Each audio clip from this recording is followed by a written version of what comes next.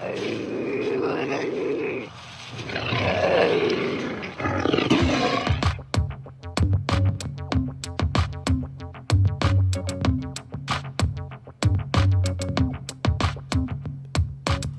blast off in my time machine. Third eye feeling like an Evazine. Blast off, blast off, blast off, blast off. Come blast off in my time machine. Third eye feeling like an Evazine. Blast off, blast off, blast off, blast off. Blast off on another epic episode of the Hyper Anomalous Esoteric Research Organization podcast, aka Hero Paranormal. Now, if you haven't been over to heroparanormal.com, you're missing out. There's a ton of content over there. Head on over. For the price of a cup of coffee a month, you can access all the content over there, and there's a ton of it. Also, if you're interested in supporting the podcast with material goods, get more health-conscious products at happinessmedical.com. Anything you buy there helps support the podcast. And if you want t-shirts and hats, go to heroparanormal.com. Look for the shop. Little eBay store is all it is. I'll personally be the one that puts the hat or the t-shirt or whatever in the mail and sends it to you. And really appreciate that. Any support is highly, highly appreciated. Also, if you're listening via YouTube, via Patreon, whatever you're listening on, Spotify, like, share, and subscribe. That helps too. The shadow ban is real, especially when it comes to guests like this one, Leo Zagami. Leo's written well over a dozen books, and he has some of the most amazing revelations for the world through his Confessions of an Illuminati series. This book that we are going to discuss today is no different. It is shocking the way Leo, without a doubt, has shown time and time again how superficial chaos currently playing out in the media on the global scale has been something he saw coming for quite some time. He's a prolific investigator of the symbolism, the esoteric, the occult shenanigans that it seems a very dark arm of the deep state and other devotees from the shadows have been holding unbelievable secrets. Secrets they don't want us to understand. And they are manipulating society through a number of different tentacles. It's insidious. And this is basically something that if you're not aware of it, you would never believe it was taking place. The truth is, it is taking place. There is a hidden truth. We are dealing with a secret sect. There is a secret deal taking place. It involves witchcraft. It involves secret workings and much, much more. There very much appears to be a shadow government of sorceress elites and their secret societies hell-bent on domination and world power. Leo is going to help us rip through the veil of secrecy, and he is going to teach us about the occult roots of mind control, secret experiments, the complete history of brainwashing, and the making of a Manchurian candidate after Donald J. Trump's attempted assassination, which has revealed that the elite are manufacturing killers utilizing lethal tradecraft requiring assassination, as they did with Lee Harvey Oswald. Leo Zagami has done all the research. He has looked into the deepest, darkest corners of control, and in the end, he will explain how the evil elite will use artificial intelligence and nanotechnology to control our bodies, our freedoms of thought, and he will also explain, probably most importantly, how we still have a chance to keep the inner sanctum of our brains free. With this new book, he will teach us how. These dark sorceress superclass and power elites may view mankind as just a material, soulless machine that can be programmed for Illuminati control. Satan may have a new mask, and it is one of artificial intelligence, one of cyber technology, and on many levels, political leaders are utilizing and encouraged to utilize these dangerous tools against us. As scary as MK Ultra and mind control sound, the reality is those are old programs, old projects. They have newer forms of control that are much more devious, daunting, dark, and scary. The truth is, conversations like these historically would have to be held in secret. There's a reason why secret societies, the good ones anyway, exist. There's a reason why Rosicrucians had to be a secret society. Freemasons had to meet in secret. Because there were dark overlords and powers that would have their heads for talking, speaking, and analyzing what was taking place. Well, let's get to it. We're going to go for it. Here we go. And please, without further ado, help me welcome Leo Zagami. Welcome to the Hero Paranormal Podcast, my man. Thank you for having me on, as usual. It is a blessing to speak with you. You've done it again with Confessions of an Illuminati, Volume 11, The Past, Present, and Future of Mind Control. And this book is, as many of these masterpieces as you've written, in the end, it seems like the evil elite are using exactly all of the means that you've said all along to get one over on us. They're using artificial intelligence, nanotechnology, and it's becoming very dystopian, and we're seeing it right in front of our faces. What brought you to create this latest, greatest book? Well, I'm glad that you have made this the opening question, because there is really a profound motivation for me making this book, and as usual, when I start writing a book, I always receive a sign from the universe that I'm on the right path. Now, when it came to volume 10, unfortunately, it was the 7th of October, and what happened with Hamas and Israel that led to the present situation in Gaza. When it comes to volume 11, instead, it was something that I had in mind for a long, long time. I was kind of putting together. I never really had the urge to finish this project. But when I saw what happened on the 13th of July, I was definitely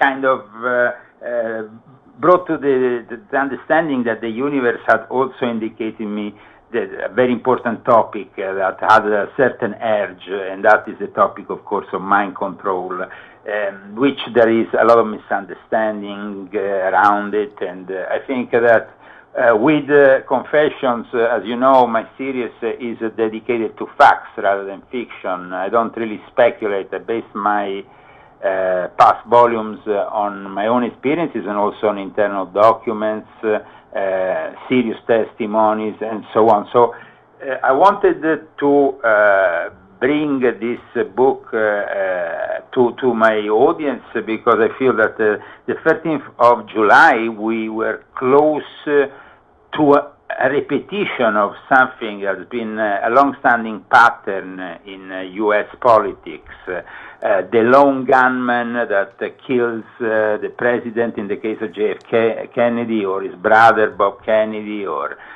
Martin Luther King, or many others who have unfortunately ended their lives because they were killed by, I repeat, this lone gunman, which is never really lone when we understand that there has been a heck of a lot of experimentation in regards to preparing these assassins for a very long time. Now, in this book, of course, I not only talk about MK Ultra, which is, of course, everybody likes to talk about MK Ultra, and I, of course, want to clarify certain points in regards to MK Ultra, because MK Ultra is born out of a project that lasted between 1953 and 1973, which generated, however, some successful experiments, and those techniques, unfortunately, are still with us to this day.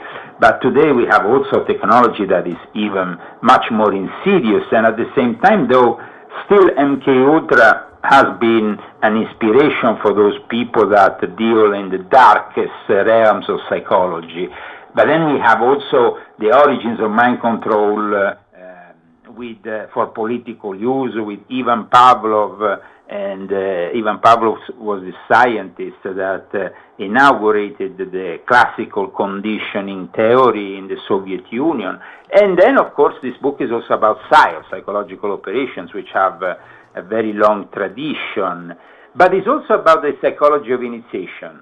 And this is a little bit uncomfortable for a lot of Freemasons and a lot of people within the esoteric world, because I touch on a subject which is how they have been controlled or possibly brainwashed in some way. Now, it doesn't always happen. Of course, we have a direct experience with Freemasonry, and for large part it can be positive. It can be a great place for knowing yourself, of course, also helping in the social settings where it's established.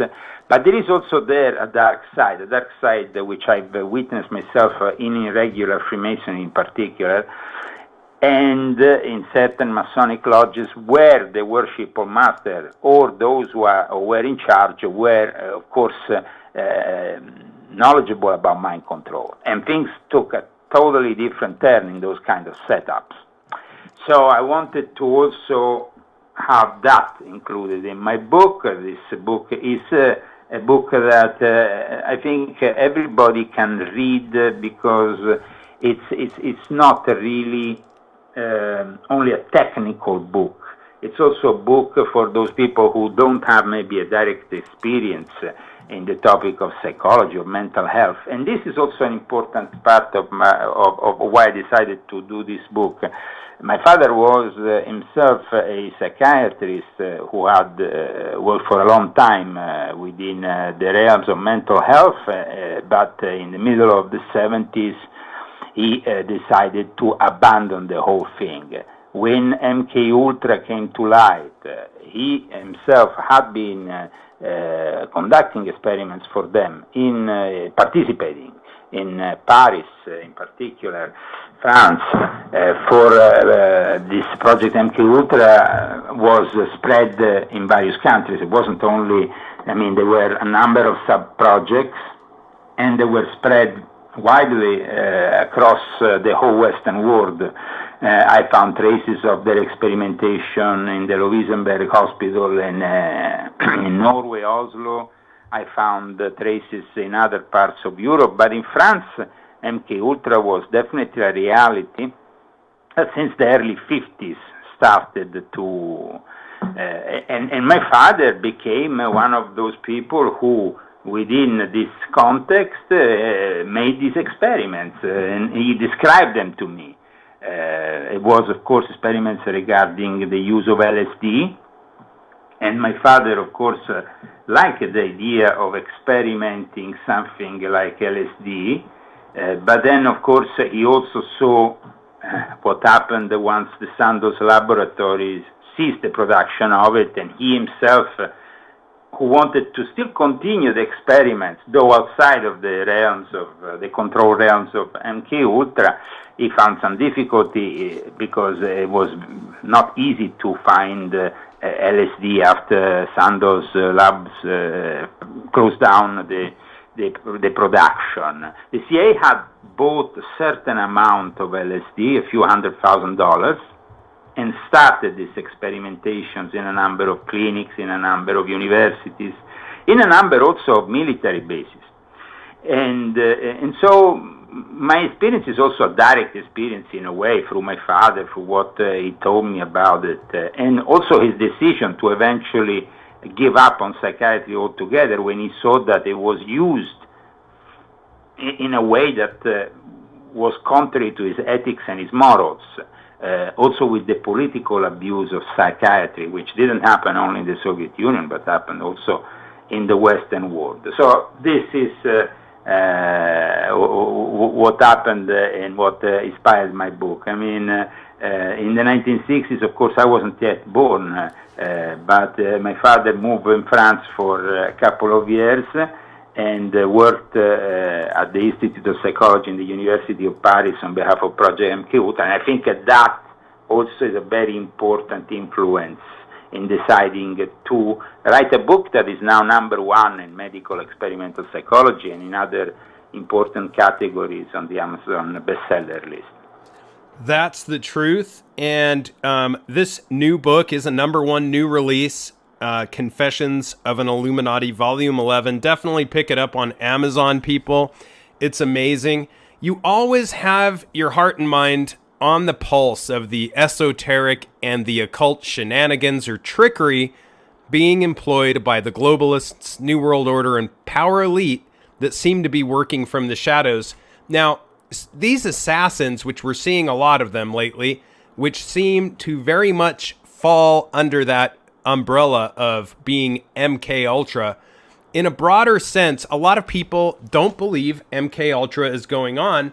However, but because you see, the thing is that MK Ultra that is not going on anymore. Formally, it was terminated in 1973, and that's why this book is also about what happened after MK Ultra ceased to exist. There were other programs, there were other projects that took place, especially within the psychological warfare departments of the U.S. Army. Within the CIA, they, like I said, they used the results of those experiments, but everything concerning those experiments was destroyed by order of the then director of the CIA, who of course used also the Watergate scandal as an excuse, because the Watergate scandal might seem something distant from MK Ultra, but in reality there were certain people involved in both the Watergate scandal and the MK Ultra project at the highest level, like Howard Hunt, for example. Oh yeah, there was prostitutes, there was all kinds of stuff going on behind the scenes. It was wild.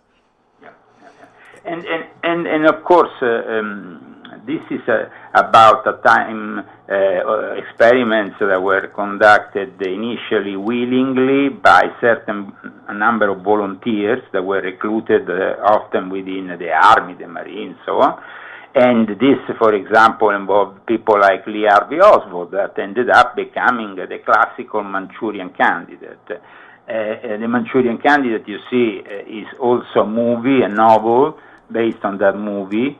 A movie based on that novel came out at the end of the 1950s, and the first version of the Manchurian Candidate was based, of course, on what they wanted to reveal back then in regards to the mind control technology, which was based on hypnosis, on coercion, on trauma-based techniques. But in the version of Denzel Washington, instead we have the implants, which is something that actually appeared already in 1967 in the book We Were Control, which is a book which I cite in my own book, because it is almost impossible to find a copy of it. I was lucky to find a copy of this book, that allegedly was written by Howard Hunt under the name Lincoln Lawrence.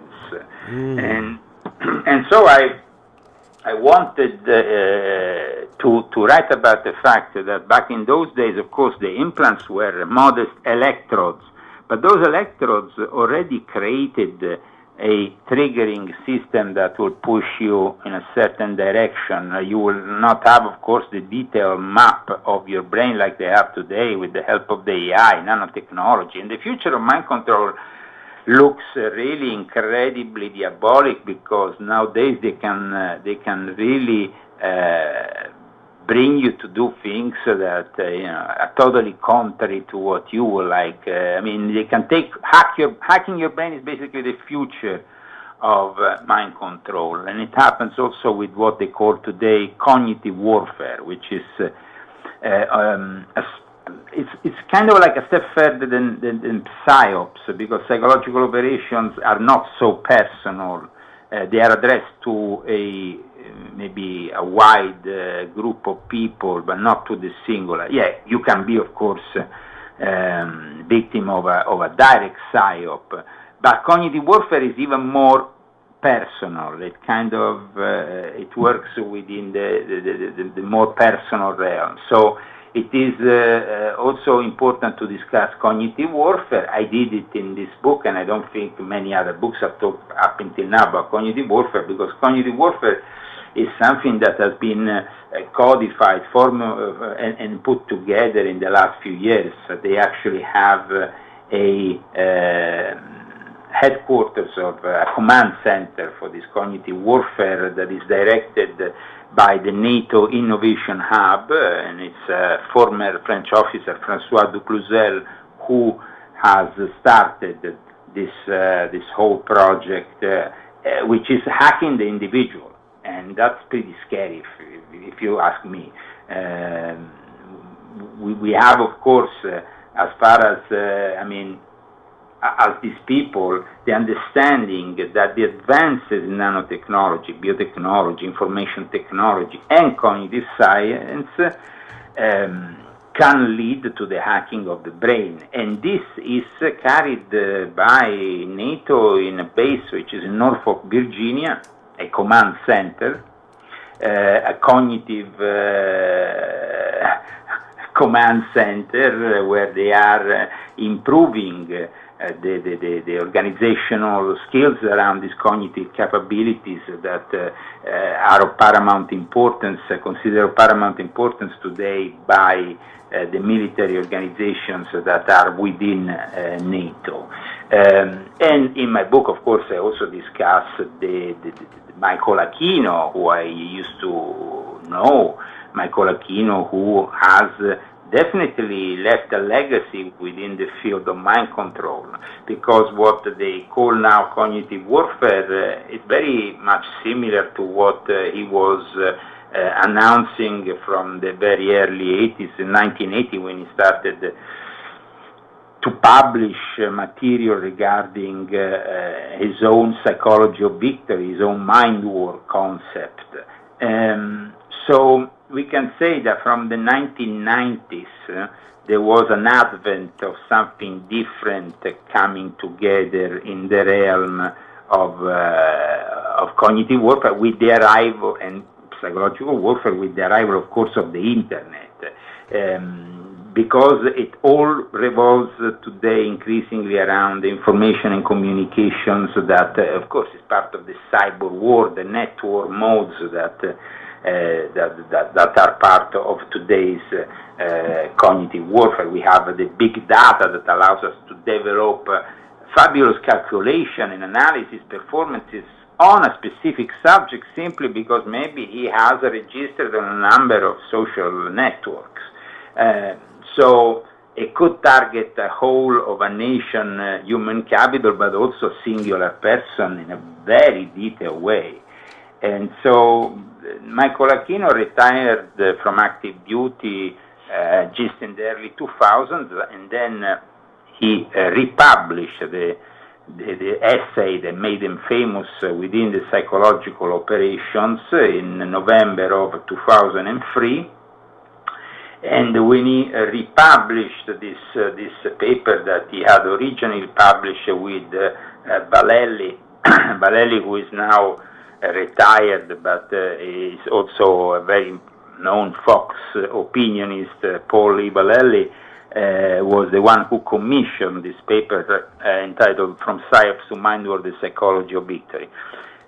However, Michael Aquino was never really a sustainer of MK Ultra. There's a lot of misconceptions there. When we go in the urban legends of the internet, we find always, people connecting Michael Aquino with Project Monarch. Now, we don't know if Project Monarch was amongst those 168 whatever sub-projects of MK Ultra. We never really had any concrete evidence. We have so many of those sub-projects, though, that we know about and that are equally shocking. But Michael Aquino was openly critical of MK Ultra, MK Search, and even Project Artichoke, Bluebird. I mean, why he was critical about MK Ultra? Because he had witnessed himself Anton LaVey, who had been instead involved in MK Ultra, and he said that he didn't like, though, the fact that MK Ultra had used rather invasive techniques that at times included the use of drugs. You mentioned just a moment ago prostitutes, things that are, of course, typical of what is known as Project Midnight Climax, which is that project that started in New York, ended up in San Francisco, and made of the whole of San Francisco an immense lab for mind control in the 1960s, and that's what ultimately produced the Flower Power. 1966, also the birth of the Church of Satan. 1968 was the year in which Aquino and LaVey will eventually meet within this milieu of Satanists and mind controllers for the first screening of Rosemary's Baby in San Francisco, which gives you an idea of the background. But he got involved with Church of Satan for a number of years. He understood that Anton LaVey had an immense animal magnetism, and this is another subject of importance in my book, because I start from chapter 1 discussing the involvement of the Illuminati and certain kind of Freemasonry within the very early establishment of hypnotism as animal magnetism. And we have, of course, Franz Anton Mesmer, who himself, by the way, created also a Masonic rite, but never really successful. I think it was called the Society of Harmony or something like that. And but he was actually very close to Adam Weishaupt, to his father, who he knew very well. Franz Anton Mesmer was then connected to many of the Freemasons and Illuminati of that time, who ended up all participating to that important convent in Wilhelmsbad. But there is also another thing to add to all this, the fact that then the great enemy, let's say, antagonist, more than enemy of Franz Anton Mesmer, was also very skilled hypnotism. I'm talking about Count Cagliostro, Giuseppe Balsamo, who, as you know, founded the Egyptian rite of Freemasonry and inspired also the Egyptian rites that came later on, Memphis and Mizraim. So Cagliostro, we discussed it in the past, was a member of my family, but what I focus in this book is the fact that he was actually at the time probably closer to what we consider today hypnotism than even Franz Anton Mesmer, whose nowadays is of course common knowledge, mesmerism. Everybody, are you mesmerized? I mean, but people don't tend to associate it necessarily to Franz Anton Mesmer, who was himself using and understanding hypnosis, but he also added a lot of other elements. He had more of a choreography of instruments. He liked to hypnotize people through the use also of external things that could be helping in the process of this hypnotism. While instead the Cagliostro use simply the eyes, and that is very well described by Orson Welles in that film, The Black Magic, which I suggest everybody should. I mean, it's a film from the late 40s. Maybe some people find it not interesting, but I find it very interesting. And we see, of course, there how hypnotism was one of the main skills of Count Cagliostro. In my book, I then move forward, but I mean, it was important for me to explain how mind control, hypnotism, their actual foundations are there. I mean, when we are talking about hypnotism, we are talking about also a very important tool that was developed later on in MK Ultra, after, of course, the Soviets, the Chinese had started this whole trend through the experimentation of Ivan Pavlov. In fact, the Manchurian Candidate, the novel, and actually also the film, reference at one point to Ivan Pavlov and his conditioning of that, as we know, is the conditioning of dogs, but then later on also humans. Once Vladimir Lenin asked them to help to craft and mold the minds of the new Soviet Union, which is a pretty scary thought, because it makes us understand that the communist takeover of a country coincides always with a mind control operation. And there is a difference, though, between mind control and brainwashing, because brainwashing, of course, if you want to be completely honest about it, has to be exercised on a subject directly, while instead mind control can be also operated from a distance, maybe using the tools of the media, radio, TV, and now, of course, the internet. So I think that I gave you a full explanation of what my book is about, but also about distinguishing from reality and between legend and reality, because MK Ultra is used way too often in the current discourse by the alternative media without really having knowledge of it, and also ignoring the advances that followed MK Ultra, because at the end of the 70s, early 80s, there was a lot more interesting advances. The ones that we see, for example, also in the movie, the Man Who Stared at Goats, the actual psyops are of course themselves part of a mind control kind of scenario. But we have also what went on in Fort Detrick, which is a place that we know for the biological warfare that was experimented, but also there was a lot of mind control that was experimented there. So this gives you an idea that we are today, more than ever, controlled. And unfortunately, on the contrary, what happened in the 50s, when this mind control was publicly denounced, because everybody was scared that the communists, the Soviets, the Chinese, they were using these techniques also against our POWs, our soldiers coming back, that they were at war in places like Korea, where in fact the Manchurian Candidate novel is based, and then the film.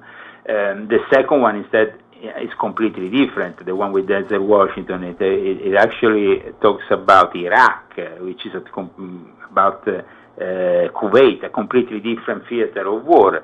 But also because at that point they didn't want to blame any more communism, and they didn't want to blame anymore the enemy, which was the Russians and the Chinese. Suddenly the Russians and the Chinese had really taken over the show, even in Hollywood. So in 2004, doing a movie against them would have not been profitable. Is that clear? Oh, yeah. You've definitely addressed a lot of my questions here, Leo. There's so many that you just nailed right on the head, and I'm really glad that you brought up Michael Aquino.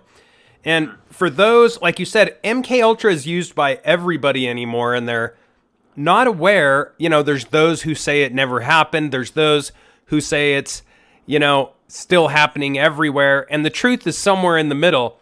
And, you know, I was just reading the other day how back in March 22nd of 2023, which of course is 322, and that's 2023. If you get rid of the zero, that's again inverted 322. There was a proposed class action lawsuit rumbling over the infamous brainwashing experiments at some of the psychiatric hospitals involving MK Ultra. So there's very much legal pursuits still to this day over it.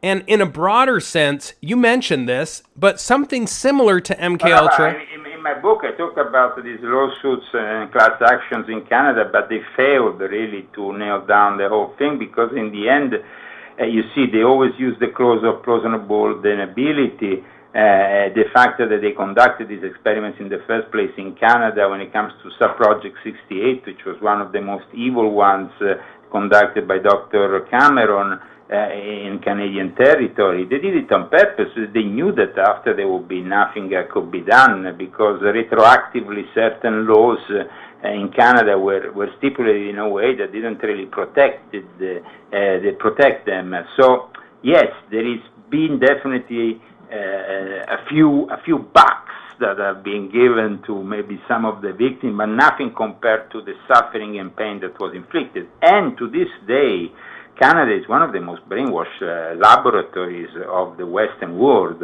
During the pandemic, in fact, the internal Canadian Armed Forces even conducted an investigation, which I discuss amply in my book, that demonstrates that the PSYOP was conducted on large part of the population, and this was done totally disregarding the laws that they should protect the people and should guarantee that Canada,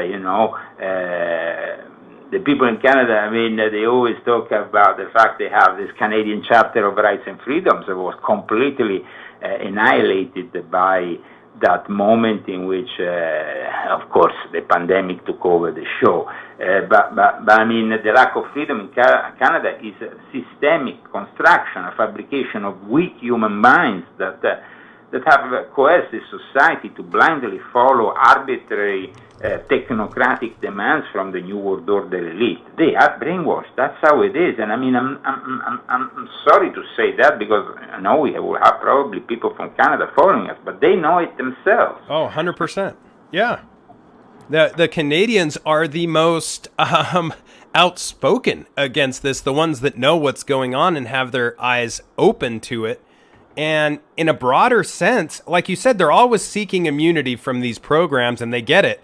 And it seems like something very similar to MK Ultra, to a lesser degree, is being utilized against not just Canada, but all of humanity and the masses that are not aware of it. But here we have to again distinguish. Okay, MK Ultra, I repeat, was a specific project, and so in this project we find experiments that are conducted on willing and then unwilling subjects, with, of course, the use of drugs and the use of hypnotism, the use of trauma techniques, and so on, because that's what they knew back then. Those techniques have evolved since then, and so talk about MK Ultra, it's like talking about, I don't know, an old car. Yeah. In the meantime, we have new cars. We have the psychology of victory of Aquino that gave birth to his mind war, which in a way was also established because Aquino didn't like the coercive methods and wanted much more subtle methods that could still influence those large parts of the population, at times bypassing the law that was in place until 2012. The Smith-Mont Reformation Act of 2012 went to rediscuss legally the fact that here in the United States, between 1948, when this act was passed under Truman, we had the awareness that the American population was saved by any foreign influence, psychological operation, even by their own military or their own government. With the Reformation Act, that changes, because they have used the excuse that Al-Qaeda, ISIS, and whatever were actually inflicting psyops on the minorities here, Arabs, Persians, whatever, here in America, as an excuse to then be able to direct psychological operations on their own population. Now, that is always wrong. And so this excuse has opened a Pandora's box of possibilities. There was a couple of journalists from USA Today who denounced the whole thing. This in turn has blocked, because it's not really like they have completely eliminated that law from 1948. They just put an amendment there. So it's still a debate surrounding it, a debate that unfortunately only the professionals of this field know about, but I wanted to, of course, make people aware. Aquino wanted to bypass that block, that the fact that there was no psyop that was possible on our own population here in America. And so he was finding more subtle ways of bypassing that problem. Nowadays, with the Smith Reformation Act, things have changed a little bit. But still, what Aquino was trying to do, and that led the psychological warfare battalions operating here in America. Now, Aquino operated for the 7th Battalion, but we have in Fort Bragg the 4th one, which is very known. We have many others that are operating in various theaters of war. Now they are fundamental for the success of a war. Today in Ukraine, what is happening there is constantly monitored and controlled by this cognitive warfare of NATO that is then trying to convince us that we need to give more weapons to this idiot, this clown of Zelensky, and continue with this hideous confrontation against Russia. This is all part, of course, of what the military-industrial complex does, because, you see, the main two protagonists are always the military-industrial complex and the big pharma. These are the two winners of every war and also of every situation post-war, because then you have all the traumatized soldiers that come back from wars like that need, of course, often to recover through the use of psychopharmaceutical compounds and stuff. So that is the big pharma that provides them. And you see, here, it's a win-win for them. Mm-hmm. Always, you know.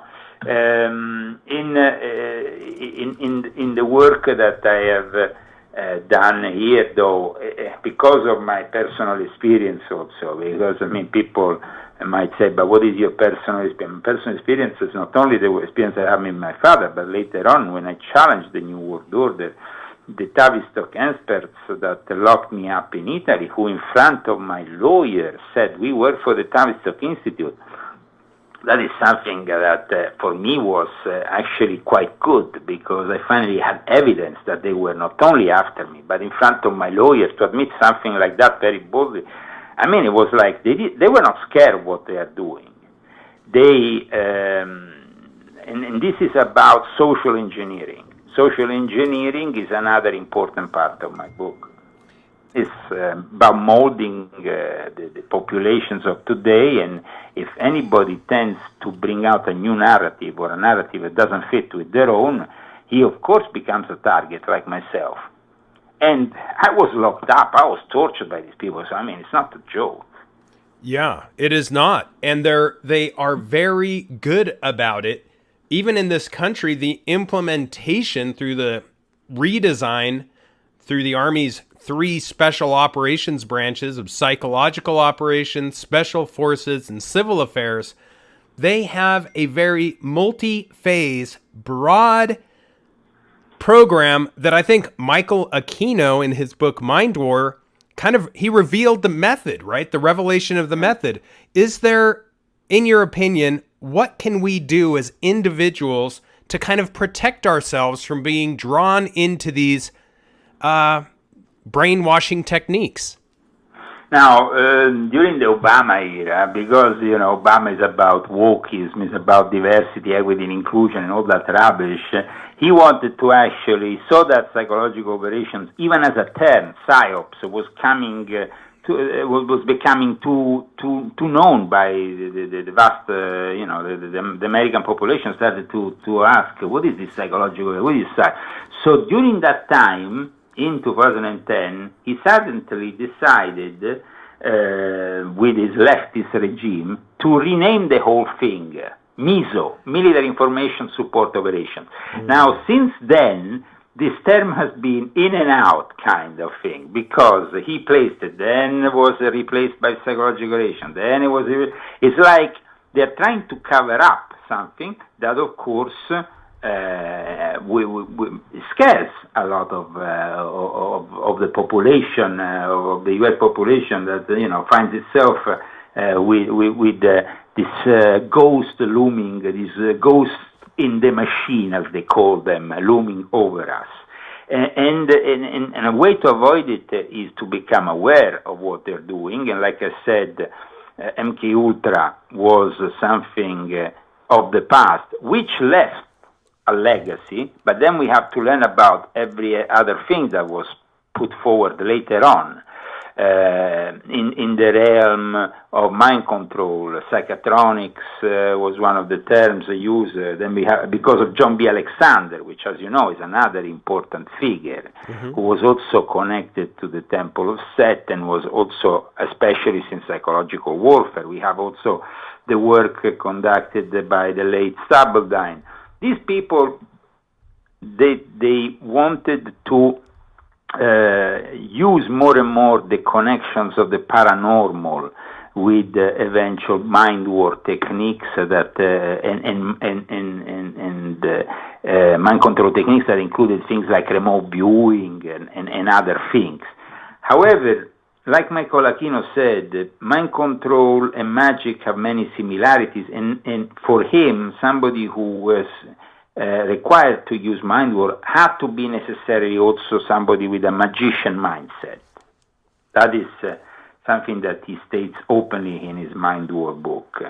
There is 3 levels of psyop. There is the strategic, there is the operational, there is the tactical, and in all this we know that it's been going on for a long time, because in my book I also briefly describe the origins of psyops within the work of Sun Tzu, what Genghis Khan, how Genghis Khan used psychological operations, and his descendants used them against the Assassins, who were themselves skilled psychological warfare warriors. Mixing, though, the Assassins were interesting because they mixed drugs with hypnotism, with early forms of hypnotism. But that is really the way that then MK Ultra came together, mixing the use of drugs, of certain drugs, because hypnotism on its own doesn't always work, depending on the subject. But if you make that subject weak with the use of drugs, then you can bring him further. Now, we know that after the spread of let's say, of a certain kind of culture, which I, as you know, describe very well in Volume 8 of my Confessions, especially between the 60s, 50s, and 60s, and then the 70s. Our society has gradually moved more and more into a chaotic situation in which there is a wide use and abuse of drugs, and these drugs are both the illegal drugs as well as the drugs provided by the big pharma. And the result is that most of our cities here in the United States today, also with the fentanyl problem and with other problems that are created by ever so powerful drugs, they're literally zombies. And it's the system that wants it to be that way. They transformed large parts of our society in walking zombies. And people who are not aware, people who go from one day to another without really knowing what they're doing. And definitely this serves the purpose for the system, a system that simply wants them to survive, but to not interfere with what they're doing.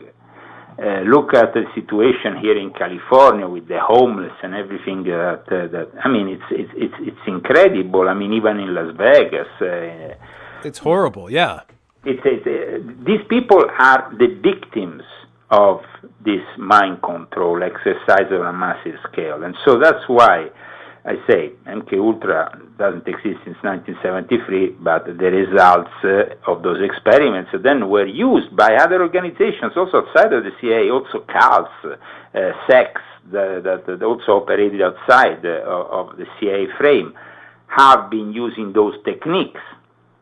We see what happened in Japan when there was also that cult leader who ended up convincing his followers that Aum Shirikyo and his founder Chizu Matsumoto, who masterminded the infamous 1995 sarin gas attack on a Tokyo subway, he was using techniques that were previously used in the MK Ultra experiments. But like I said, we need to be very specific about addressing all this, because it is within the realm of mental health. It is within a realm that, as you know, is very much in the hands of academics that are often corrupt because they are financed by the big pharma. And so if you are not correct with your assertions, you will not be able to denounce them in the proper way. That's why my book is based on facts rather than fiction, and there is no speculation, but simply facts about what's going on. There was a book in the 70s known by Brian Wilson Keyes. It was a bestseller. It was called Media Sexploitation. It exposed the way the media marketing companies and governments work to control what we think. The public is being basically brainwashed unconsciously, and this is the result of that genie that came out of the bottle during the MK Ultra experiments. But today we have new technology that can be even more insidious, and that technology has been revealed even a week before Donald J. Trump's attempted assassination, when they announced that now they have these new nano-mind control devices that have been experimented in South Korea on mice, and that now can really control, and that's why control people in a way that was not possible before. Nowadays, with this new technology, I mean, if we were talking already about electrodes inserted in people in the 1960s, you can imagine the level of technology they have today. And that's why it's highly suspicious the fact that Thomas Crookes his body was cremated on the 23rd, which, by the way, is also a number that Illuminati tend to worship in particular. And his body was cremated 10 days after the attempted assassination, with no reason given. And it was only discovered by a Republican congressman who went there to Butler at the beginning of August and asked to see this body. Now, if they eliminated the body, it means that they have eliminated the evidence. Mm-hmm. And the evidence could have been implants, it could have been certain substances in his body, but we will never know, because I don't think that we will ever know, even in the future, what happened with Lee Harvey Oswald, let alone what happened with Thomas Crookes. You're firing on all cylinders. You've hit so many important parts. I'm glad you mentioned John B. Alexander, which, for those who don't know, with the National Institute for Discovery Science, NIDS, he was the first person to spend the night at Skinwalker Ranch, and he's also the father of non-lethal weaponry. And in your book, shockingly, you have something I've never seen before. This is groundbreaking. You have outlined MK Ultra, and you have it as manufacturing killers utilizing lethal tradecraft requiring assassination. How did you come up with that? Where did you see that? I've never seen that before. Yeah, a lot of people focus always on this term but never really focus on what it means.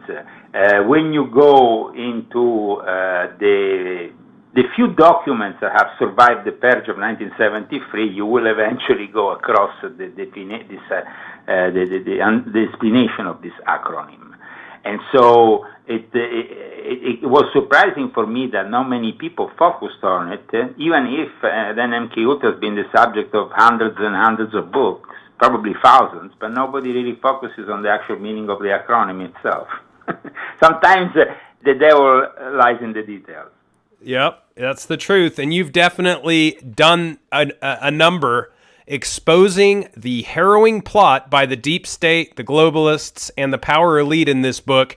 Let's tell listeners where they can purchase the book, where they can hear more Leo Zagami, and subscribe to you. I think this book is very important, and just to close, because it includes also a recommendation, for example, that even Aleister Crowley gives to his followers on the OTO: don't get hypnotized and don't use certain drugs, because once you are initiated in certain sects, they don't want you to lose your mind. People will be able to find my latest articles that talk also about this book on leozagami.com, as well as the links that are provided to this book, and all my latest books, including also Volume 10 that we have discussed. We are now, of course, in front of an anniversary, that is the anniversary of 9/11, and this book in particular has also a part dedicated to 9/11, no longer as just as the conspiracy, which I've discussed amply, and the significance of the ritual for those who were aware of it in Volume 10, because it's connected with the old connection that has been established a long time ago between the Western and the Middle Eastern Illuminati, namely the Templars and the Assassins, their counterparts. But the Volume 11 is a focus about the 9/11 as a psyop also, that has influenced us and has changed our lives and the lives of millions of people around the world, but especially here in America. A lot of our freedoms were thrown out of the window after 9/11, and later on things didn't go much better when we unfortunately encountered the pandemic, which itself has been also part of this of their own psychological operation, to see also how dumb the masses were in accepting all the absurd rules that were put through. So I think that is also a very important element that we need to address, because there is two massive psyops that were exercised, one by the military-industrial complex and one by the big pharma. And one was 9/11, and the other one was, of course, what happened from early 2020 onwards, late 2019, which created a new world for these people. The fact that we comply, that is also very important. We need to readdress why we comply, why we accept this complicity with these people, and to avoid it, like going back to the question how we can avoid all this. Well, we can avoid all this simply by not complying. And even if that means we will have to renounce some of our privileges in this ever so increasing dystopic society, there will be a moment in which we will simply have to say no. We will not comply, and you can go on with your smart cities, with your smartphones, with your smart reality, but it's not our reality any longer.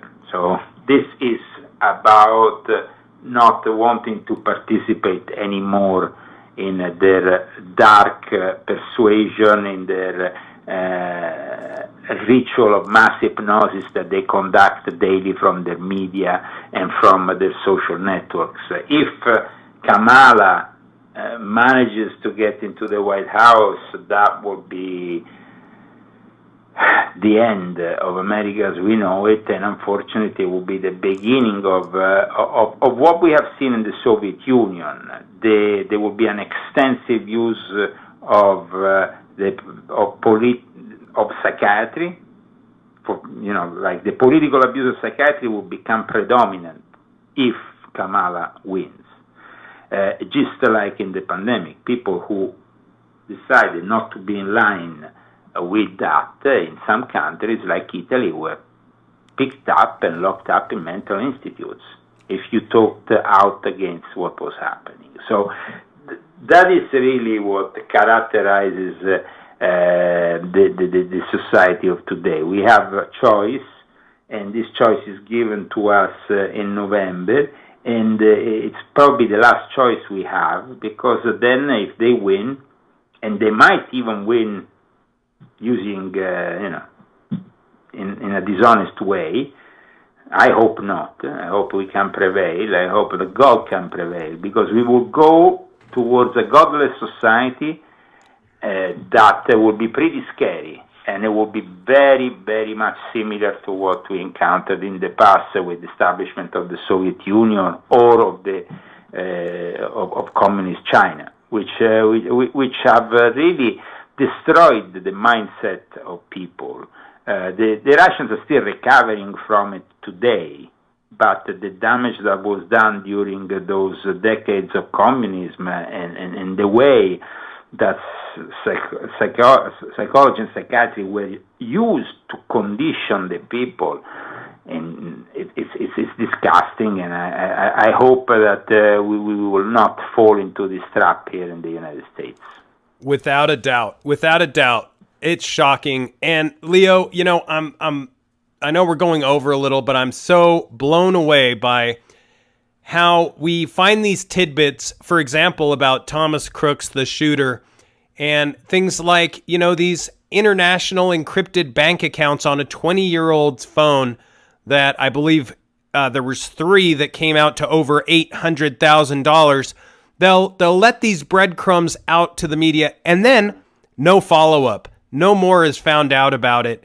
And you've done an amazing part in revealing so many of the dark tricks that these people in charge of this world order are doing. And you've prophesied this in your previous books. So I want to tell everyone to definitely not just buy this book, buy his previous volumes as well. They're all mind-blowing. And Leo's been saying this a long time. You've been saying that this was coming for a long time. So thanks so very much, Leo. It's also a warning that I put in this book regarding Freemasons. Freemasons need to be free again. Freemasons no longer free under the control of mind controllers. That is contrary to what the craft was built upon. And so it's also very important that Freemasons address this. They no longer turn the other side. They get their lodges infiltrated by sectarian activities, by people who have nothing to do with what this organization that, as you know, has done so much also for the establishment of the United States of America. But let's not forget that Benjamin Franklin himself, like I write in volume 11, was probably one of the first people to investigate on behalf of our early government the threats of hypnotism and mind control.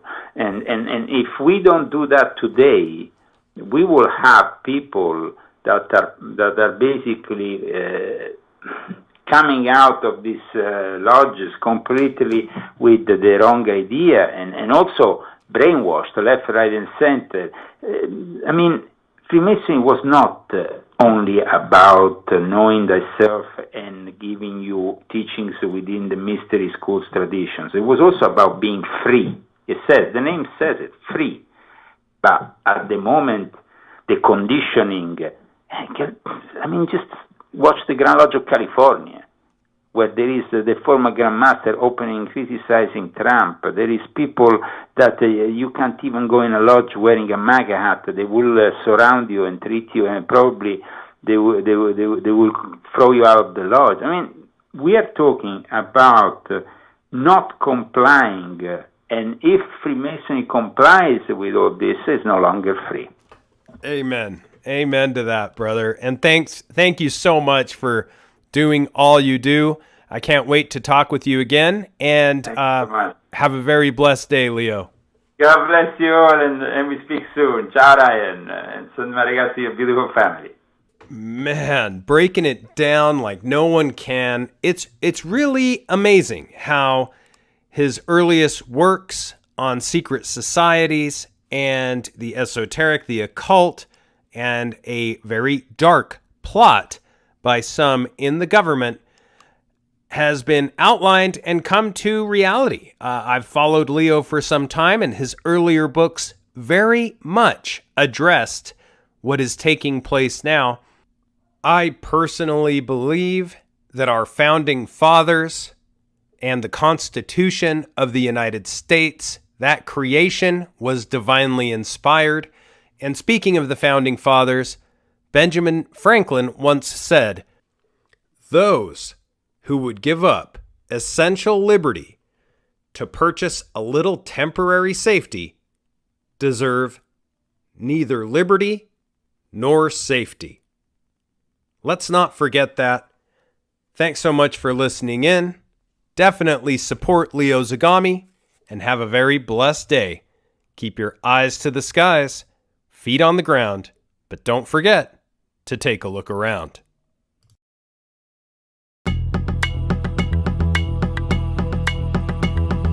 Follow me with your darkest eyes. Follow me with your shape-shifting smiles, and I see you. Maybe they'll believe you. Illuminati, occult dawn trial, silver discs and hidden files, and we see you. We've got to believe you. Blast off.